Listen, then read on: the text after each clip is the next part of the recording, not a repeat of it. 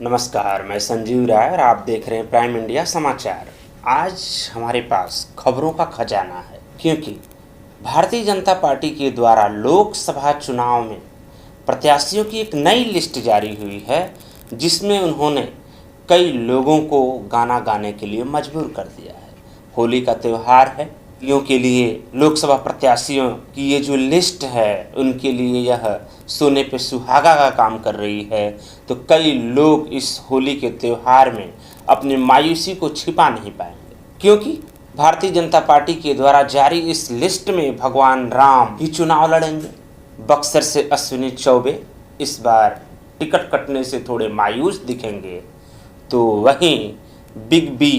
के बेटे अभिषेक बच्चन के भी चुनाव लड़ने की आशंका जताई जा रही है। तो दूसरी तरफ तनुवेट्स मनुगर कंगना रनौत को भी हिमाचल प्रदेश के मंडी से टिकट दे दिया गया है। सुल्तानपुर से मेनका गांधी को टिकट दिया गया, लेकिन उनके ही बेटे वरुण गांधी का टिकट काट दिया गया। क्रिकेट की दुनिया में विस्फोटक बल्लेबाजी करने वाले यूसुफ पठान तृणमूल कांग्रेस के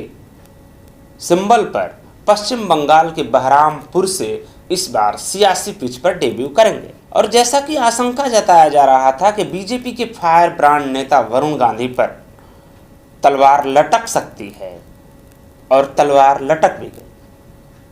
क्योंकि शुरू से ही इस बार के मोदी सरकार के इस दूसरे कार्यकाल से ही वरुण गांधी काफ़ी अपने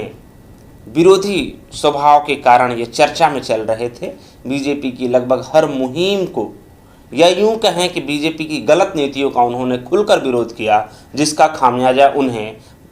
अपने सीट से टिकट न पाकर देना पड़ा। जैसा कि इस सीट पर शुरू से ही निवर्तमान सरकार में मंत्री जितिन प्रसाद, संजय गंगवार, इन सबके नामों की चर्चा थी, जिसमें वरुण गांधी के टिकट कटने के बाद जितिन प्रसाद बाजी मार गए। वहीं बक्सर की सीट, जो कि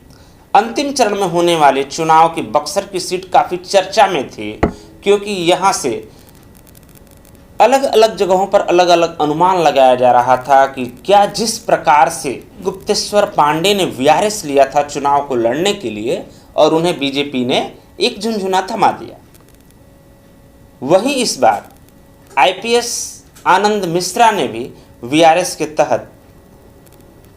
या यूं कहें कि आईपीएस आनंद मिश्रा ने आईपीएस के पद से इस्तीफा दिया चुनाव लड़ने के लिए। और ये काफ़ी चर्चा थी कि उन्हें बक्सर से अश्विनी चौबे का टिकट काटकर टिकट दिया जा सकता है, लेकिन भारतीय जनता पार्टी ने एक बार फिर से चौंकाते हुए गोपालगंज के बैकुंठपुर सीट से 2 बार विधायक रहे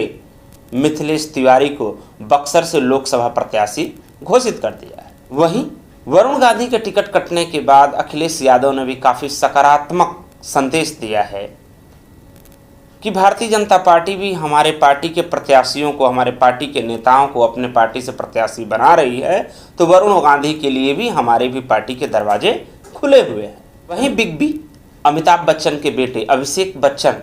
की चुनाव लड़ने की आशंका इसलिए जताई जा रही है, क्योंकि मौजूदा समय में समाजवादी पार्टी से ही जया बच्चन सांसद हैं, और उन्हें भी हो सकता है कि समाजवादी पार्टी